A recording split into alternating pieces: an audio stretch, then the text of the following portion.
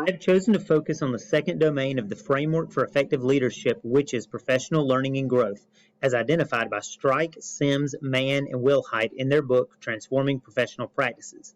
In the text, the authors divide this domain into four components, which are demonstrates competence as an educational leader, fosters and facilitates continual improvement, promotes professional learning and growth, and supports school personnel. Within the first component of demonstrating competence as an educational leader, the authors emphasize that a leader must lead by example. They must be honest and transparent in their regards to their decisions that are made, no matter the outcome of those decisions. They must take accountability and attempt to grow from all decisions. They must also be present. This may look like serving as a mentor to a new and/or an inexperienced educator. Their advice and guidance must be free of judgment so that growth can occur. Good leaders also must know and be connected to their community. They must leverage relationships that can be mutually beneficial to all parties. This could include relationships to post-secondary institutions, businesses, organizations, and foundations within the community.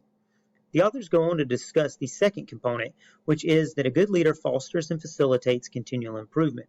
This means that a leader must never stop mentoring and never stop growing in their own professional knowledge and applicable skills. They must analyze their practices and those of the school they lead.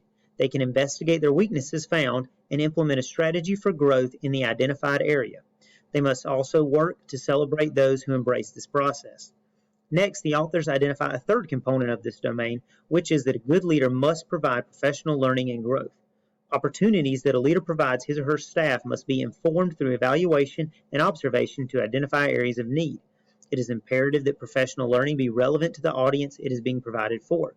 Leaders must demonstrate creativity and ingenuity when facing budget constraints by looking at their gifts and talents of people within their own school, as well as those in the local community who they have built relationships with. The fourth component of the second domain says the leader should support the school personnel. This must start with a relationship of respect because positive growth without a respectful relationship is difficult. If there is not respect, then most likely there is not buy-in. A good leader must also be an expert communicator, not only to teachers, but also school staff who students interact with throughout their day. It is imperative that a leader follow through when action is needed and follow up after an action has taken place in order to show respect and dedication to a common goal. Lastly, a leader must promote a culture of high expectation. In conjunction with high expectation, a leader must provide high-quality resources to support those expectations. High expectations without resources can break down respect and trust between a school leader and the personnel of the school. In summation, the second domain of professional learning and growth is vital in the overall framework of leadership because it is the area that asks a leader to reflect on his or her actions as it relates to developing, supporting, and communicating a shared vision with the staff of the school.